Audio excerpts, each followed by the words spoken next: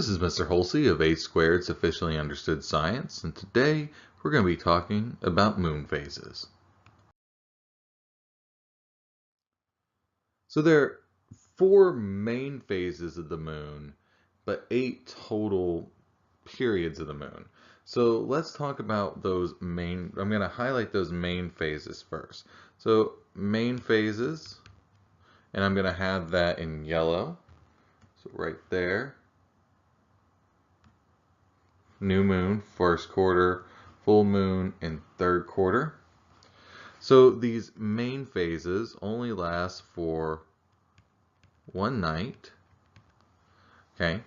And then we have our transitioning phases, waxing crescent, waxing gibbous, waning gibbous, and waning crescent.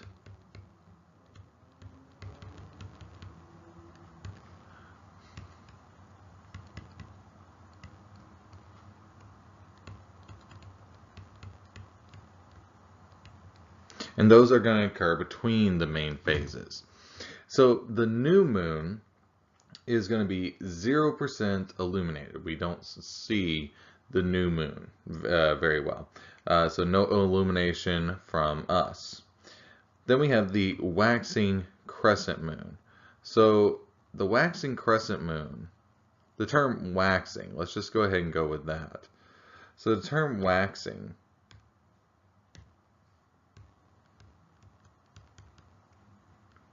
okay, is going, when we have a waxing moon, we have, it is increasing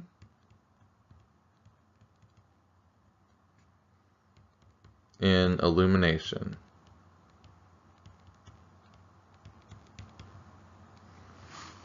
Okay. And so a waxing crescent moon, I have it listed here as 25%.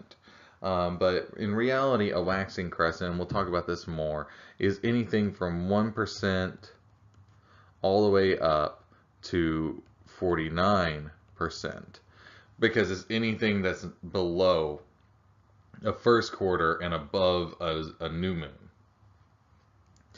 So, but one thing to keep in mind is every 25% increase takes 3.69 days. Okay, which means that going from each main phase, so like a new moon to a first quarter, is going to take approximately about 7 days, roughly, if I'm not mistaken, about 4.3 days. And so the total time that all of this is going to take to get from full moon, or sorry, new moon, all the way back to new moon, so a full phase, is 29.5 days. It takes 29.5. So our next term we need to know really quick is waning. So waning is illumination decreasing. So waning happens after the full moon. Okay, waning happens after the full moon. So waxing is leading up to the full moon. Waning is leading away from the full moon back to the new moon.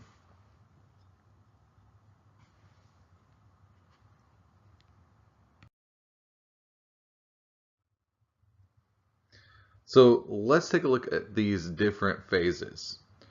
So the new moon is not visible from the Earth. The moon is between the sun and the Earth. So I'm going to draw a little sun here. And I'm very much aware that how bad I draw. Okay. Now keep in mind that none of the things I'm going to draw today is to scale. Okay. It's more of a way of just illustrating it. And so I'm going to draw an Earth.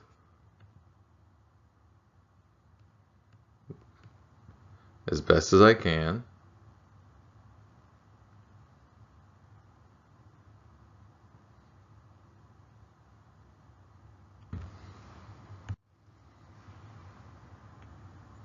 I'm going to shade this side a little darker to show that it is not the light side of Earth.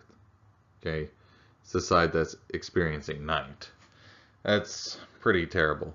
But anyway, so a new moon is going to be located in between the Earth and the Sun. I'm going to fill in the side of the moon that's illuminated, because just like Earth, because it's a sphere, half of the moon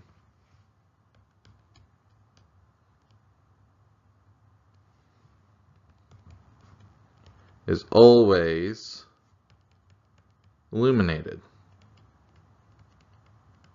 Okay, so half the moon is always going to be illuminated. And so here we are observing the moon. Now, half the moon is always going to be illuminated.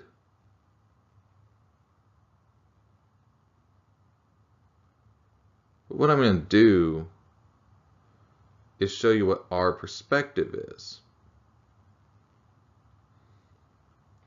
So during a new moon, the side of the moon that we can see at all times is at its nighttime. Okay?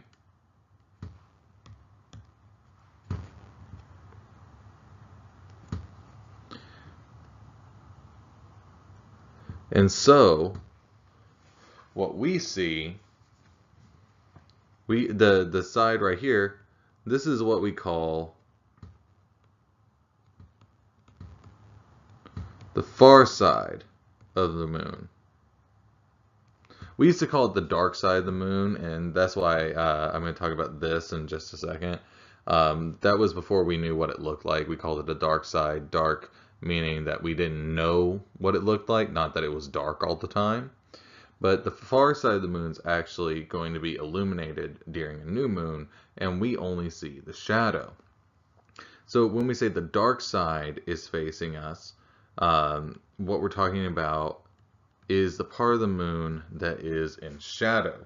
And so to us, the moon appears to be 0% illuminated. And this phase is only going to last one night because it's one of our main phases. After that, it's going to go.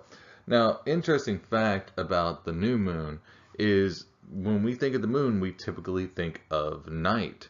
But during the new moon, since it's right in front of the sun, it's actually going to rise with the sun. So it's going to be out during the day, but because the sun is so bright in comparison, we don't see it. And so the moon is actually out during the day, during a new moon. And later on, when we do our tutorial on eclipses, we'll see that the new moon is the one that actually creates solar eclipses because it's lined up with the sun. So here we have the waxing crescent moon. And so I want to go ahead and point out a very important term that we'll be using for the rest of this lesson. And I'm drawing a line on it right now. So this line that separates night and day on the moon is called the terminator.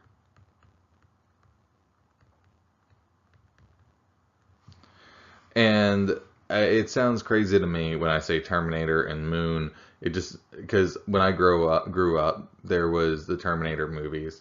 And so I always think of like Arnold Schwarzenegger on the moon. And that just makes me giggle a whole lot inside. But anyway, the terminator is what divides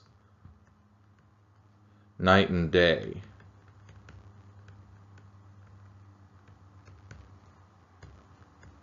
On the moon. Really any planet, but we're talking specifically about the moon right now. And so the terminator is always going to be moving from right to left. So even when we get into our waning phases, the line's going to be moving from right to left. Now I'll make sure to point that out when we get there. Okay, so a waxing means the bright side is increasing. The right side in waxing is going to be the bright side. Less than 1/2 the moon is going to be illuminated. And so a waxing crescent actually lasts from 1% illumination all the way up to 49% illumination.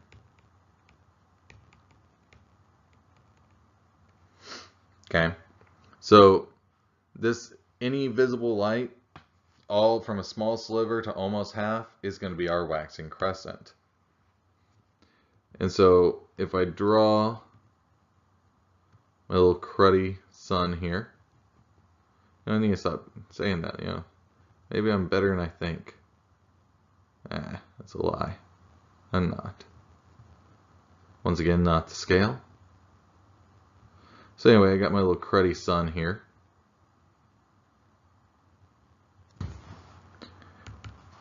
And I'm going to draw our Earth.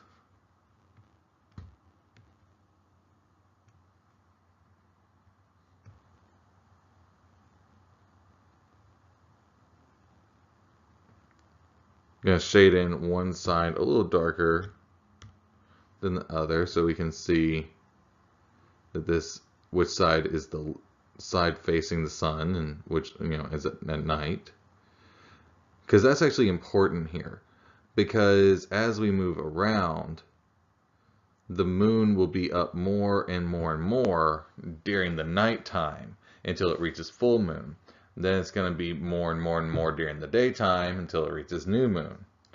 So the moon here, since we're a waxing crescent, is going to be a little bit off, okay, to the side. And the moon is going to be moving counterclockwise.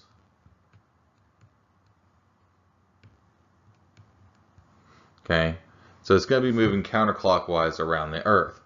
So let's get a little bit bigger picture of this. And no, I can't even. Okay, that's much better. So here, once again, 1/2 of the moon is always illuminated.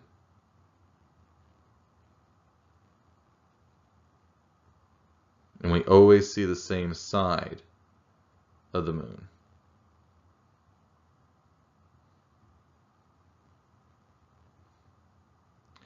And so, from our perspective here on Earth,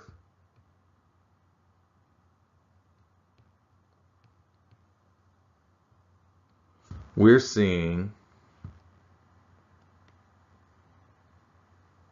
come on,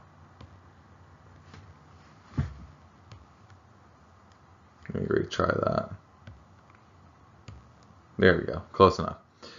We're only seeing a small sliver of the illuminated side. So we're only seeing a small sliver.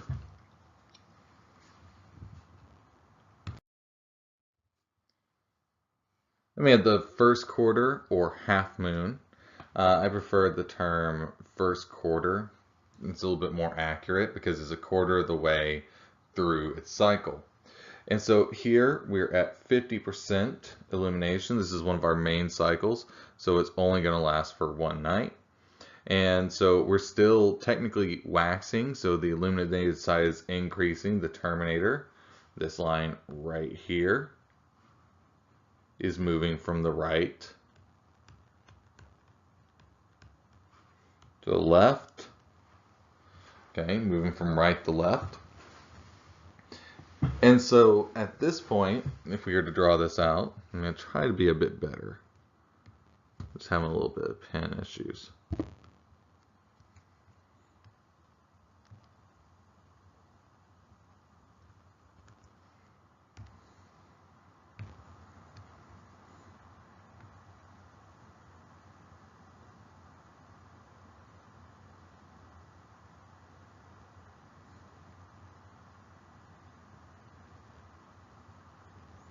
So there's our poorly drawn Earth,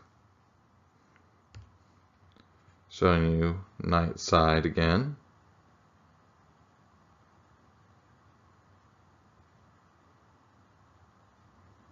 Okay, so the moon will be located right here. And this side is illuminated. The other side is darkness. And we are seeing about like that. So we're only seeing a portion of the illuminated moon once again.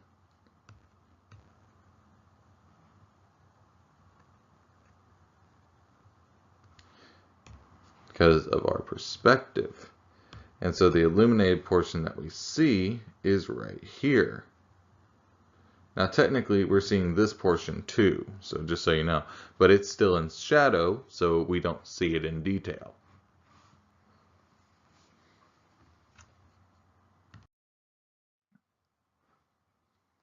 From here we move on to the waxing gibbous. Remember, waxing is getting bigger, and gibbous means that's more than 1/2 visible.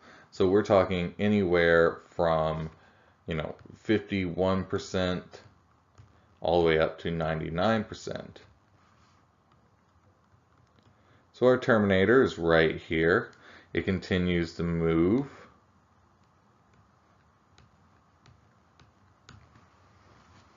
From right to left. And so this phase lasts all the way up until the full moon.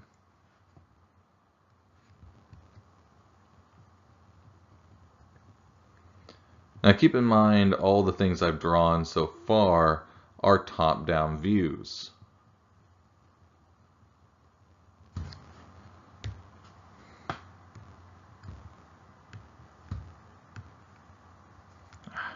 Darn.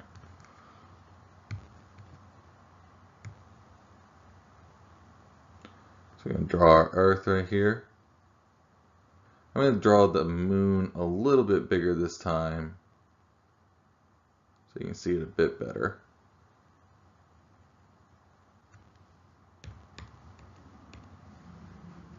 And so the moon is going to be over here. This half of the moon is illuminated by the sun.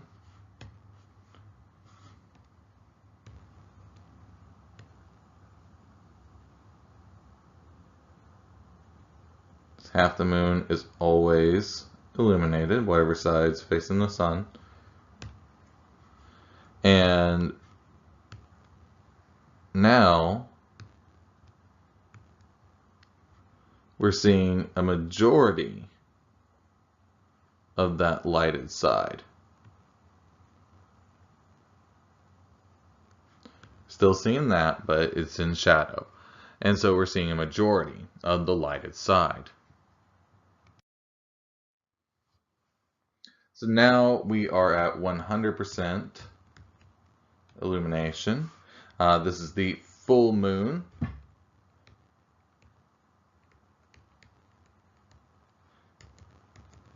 This is where the werewolves come out. Okay, so the moon is full and bright. It looks like a large circle. Now, so far leading up to this, we've increased slowly the amount of moon that is seen at night. But here, the moon, so we started off with a new moon, which wasn't even visible at night because it wasn't there. It already set. It's on the other side of the Earth. It's on the side of the Earth with the sun. But here, that moon is going to be right behind the Earth. And so it's going to be fully illuminated, or at least it's already halfway illuminated all the time. But we're going to see that full illumination of the moon.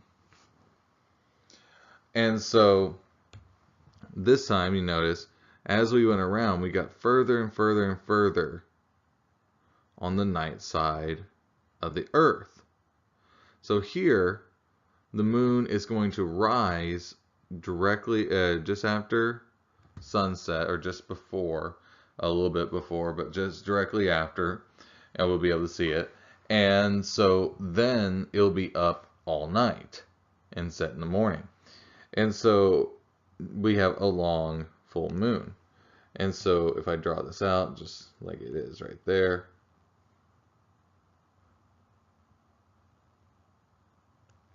we're going to be seeing the full face of this side of the moon. So we'll see everything now. Now, of course, all these drawings I've made is not the scale, and this is going to only occur once, one night. You're probably wondering, well, if the moon is so much smaller than the Earth, why is it that we even get full moons? Shouldn't the light of the sun be blocked by the Earth? Now, if you're thinking that, you would be making a really good assumption.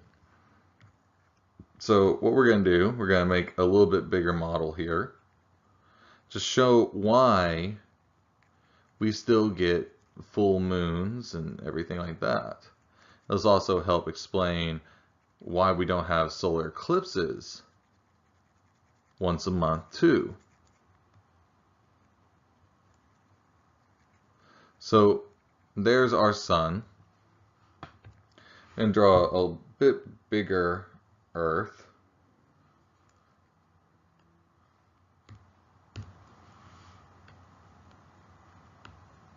Make this a little darker this time.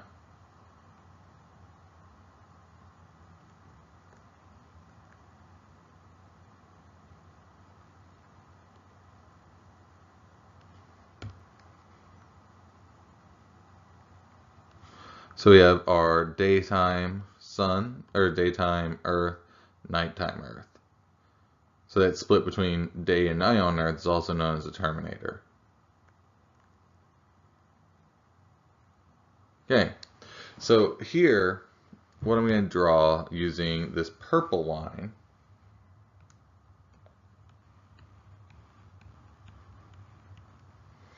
is we're looking at this from the side. And so this is the elliptical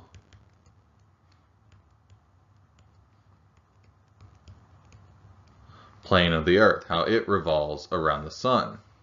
So if the moon was directly behind the Earth, I'm going to place it right there in red because that's not where it is all the time.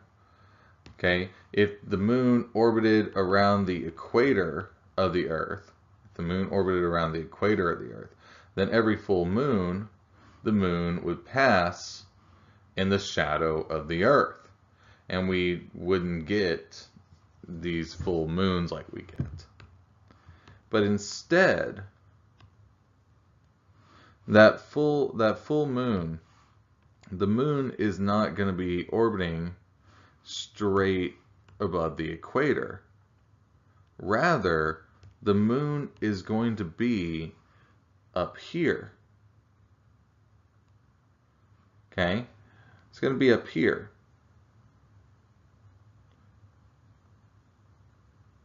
So the moon has an orbital tilt. Okay? And so between the elliptical plane and the moon, we have a 5-degree orbital tilt. Okay?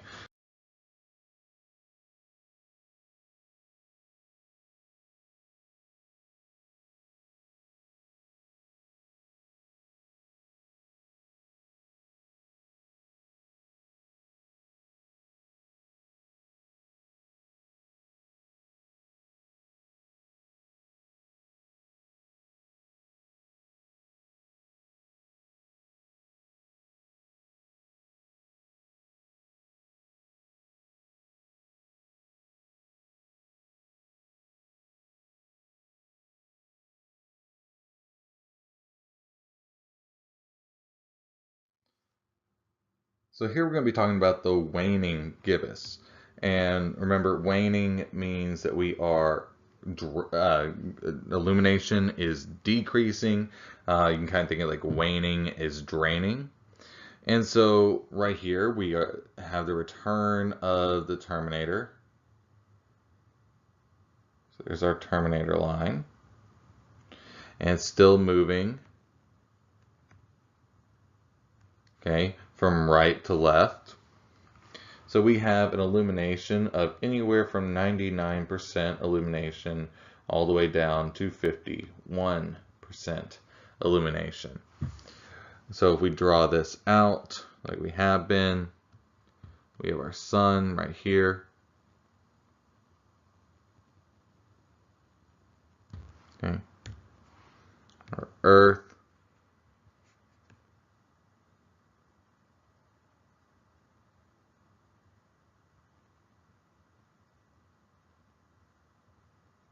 I'll show the dark side of the Earth, or at least the night side.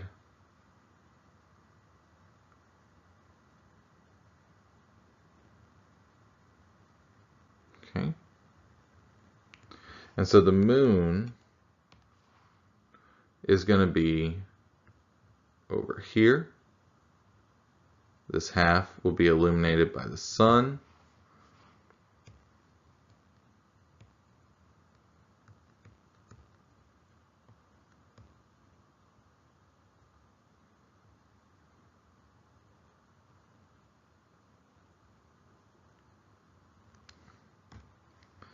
And we will see that a majority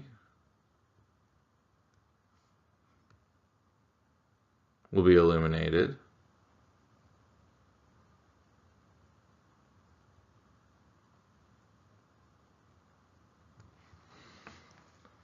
While we have a small sliver that is not.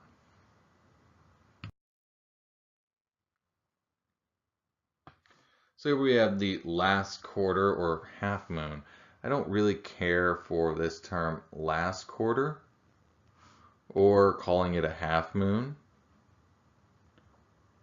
I think it's confusing. So what we'll do is we'll just refer to this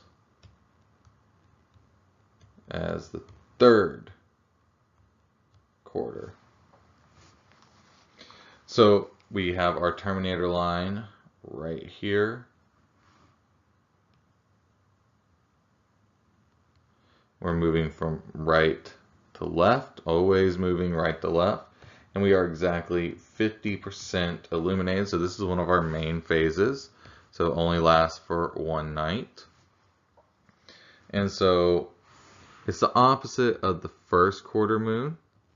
Okay, because remember the first quarter moon was on the other side. It was on the side of the Earth. And so will our third quarter moon.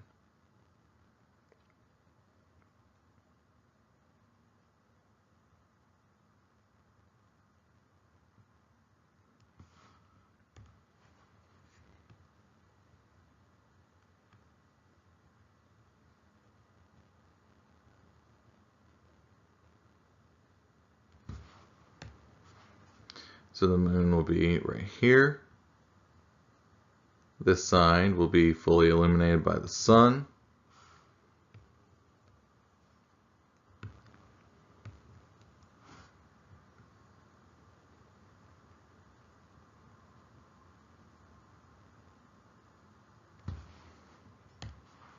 And we will see approximately half of the moon's surface to us, towards us, will be illuminated.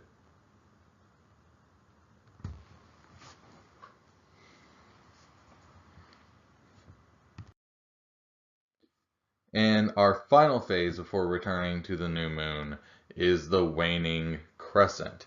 So we have our terminator line right here. Interesting fact, the horns of the crescent right there are always pointing towards the sun. So that's always fun. And so our terminator line is always moving from right to left. Okay, right to left.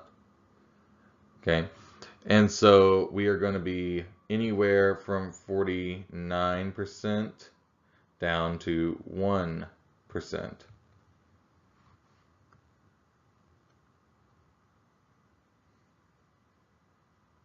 I apologize. The horns are pointing away. Sorry. Anyway, so we won't see much of this. You'll usually see this early in the morning when you'll see crescents because they're closer to being up during the daytime. So this is where we're about to have the moon up during the day. So we have our Earth right here.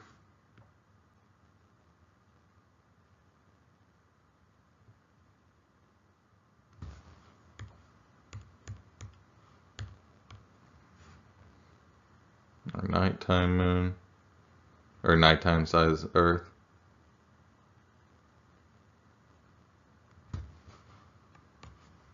And so our moon will be right over here.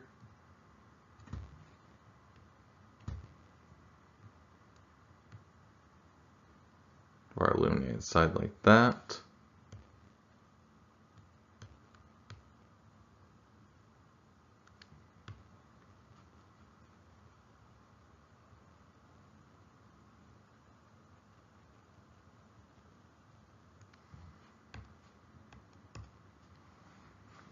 And so we'll only see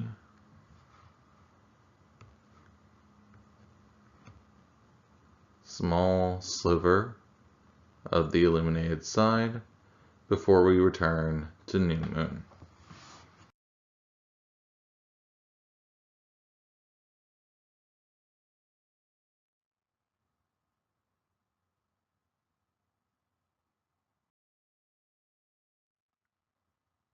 So why do we always see the same side of the moon?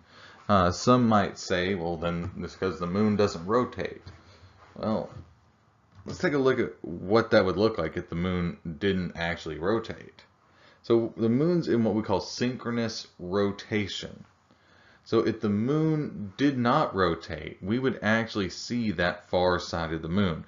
The red side here represents what we see normally.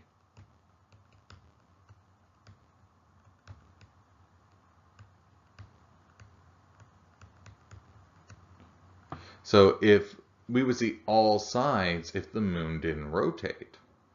Well, if the moon rotated like the Earth, spinning once on its axis in a 24-hour period, we would see all sorts of different sides of the moon. A lot of it during the same night. So it is rotating, but the moon doesn't rotate that fast. And so the moon is actually rotating at the same rate that it revolves around the Earth. So in the same amount of time it takes the moon to orbit the Earth once, it rotates on its axis once. That's why we only see one side of the moon. It's tidal locked. It's tidally locked. It's rotating, but it's rotating at the same rate as it orbits because of the gravitational pull of the Earth.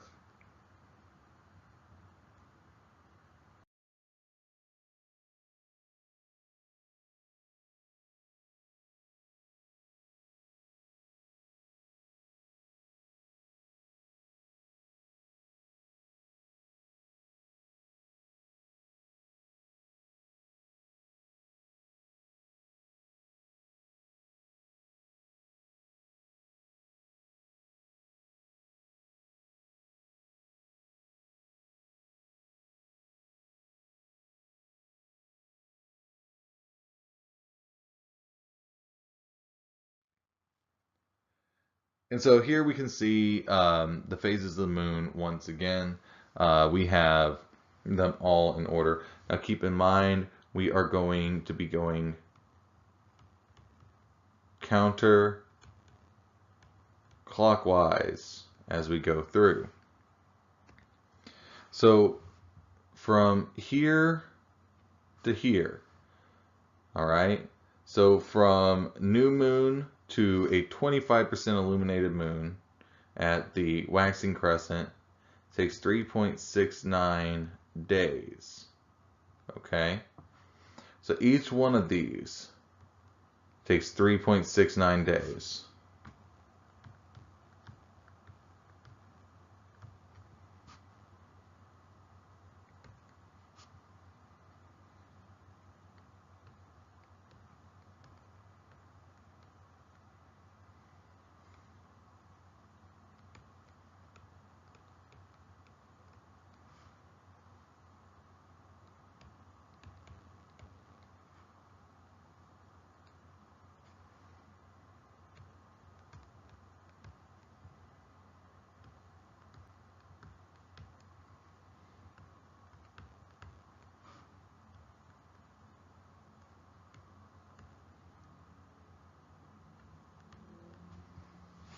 Okay? So the dark area is represented, the far side of the moon is always away from us. Okay? We never actually see the dark side of the moon, or the far side of the moon. Okay? So we do know what it looks like because of satellites and things like that. So anyway, as we go around counterclockwise, you can see that we are able to see more and more of that illuminated side.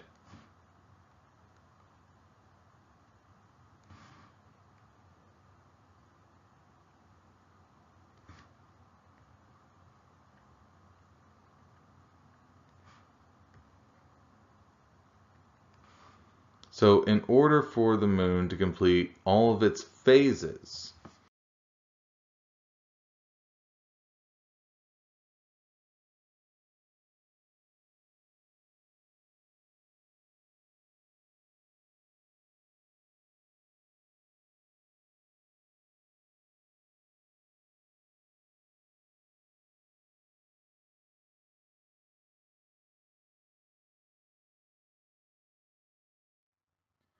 so there are actually two phases, lunar periods, that we're going to need to talk about. And that's the sidereal period and the synodic period. And so the sidereal period is going to last 27.3 days. But that sounds kind of weird, especially because we've been saying that that it takes 29.5 days for the moon to go and do all of its stuff and go through all the phases. Yeah, that's absolutely true. So the sidereal period is the time between successive alignments of the Earth, Moon, and a star. Any random star, really. But we're not including the sun here, even though it is a star. And so the sidereal period, essentially, is the time it takes the moon to go around the Earth 360 degrees back to where it started.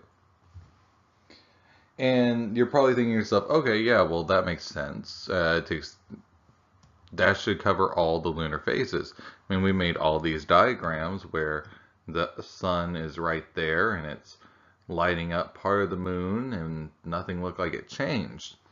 But one thing you're not taking into account here is that the moon is not the only thing that's moving.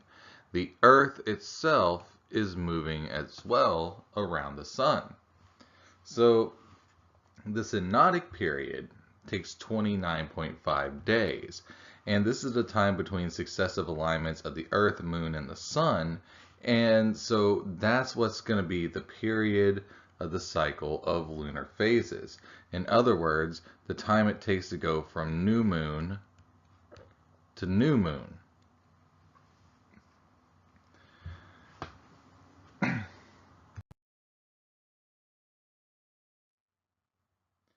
So let's take a look at this animation right here. So the sidereal period of 27.3 days starts right here. So it's that red dot right there. So that took 27.3 days to go full 360 degrees. But in order to make to a new moon, we have to go a little bit further. And so to complete the full lunar phase cycle, we have to go additional 30 degrees. So let's take a look at that again. So right here, we are lined up to create a new moon.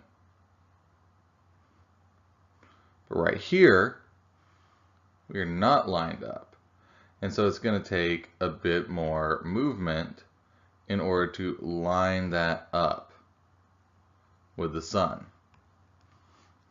And so the synodic period is the time to complete all the lunar phases. All the lunar phases. From new moon to new moon. So what this boils down to is that the moon is actually going to have to go further than 360 degrees. So if this is the alignment right here where the moon would have started when it's right here, these two align together, okay, the moon is going to have to go even further because the Earth is going to travel during 1 month about 30 degrees around its orbit, about 30 degrees around its orbit. So from one new moon to the next, the moon has to complete 360 degrees. But if it completes 360 degrees, you'll notice it's not lined up directly with the sun. And so we would still be right here, a waning crescent. So that's at 27.3 days right there to go 360 degrees. Okay? It's going to take an additional 2.2 days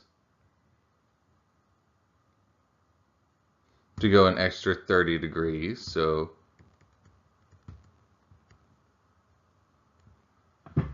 to line up with the sun for a new moon. So all in all, for the moon to go through all of its phases, the moon has to go 390 degrees to complete a full lunar phase. That's why we had the difference between the sidereal period of 27.3 days, which is 360 degrees, and the synodic period. So once again, sidereal is the actual orbit of the moon. The synodic is the period of the cycle of lunar phases. And that's going to do it for today. Once again, this has been Mr. Holsey for H Squared Sufficiently Understood Science. Please remember to like, share, and subscribe, and hit that bell notification to know when we post new tutorials. All right, see you next time.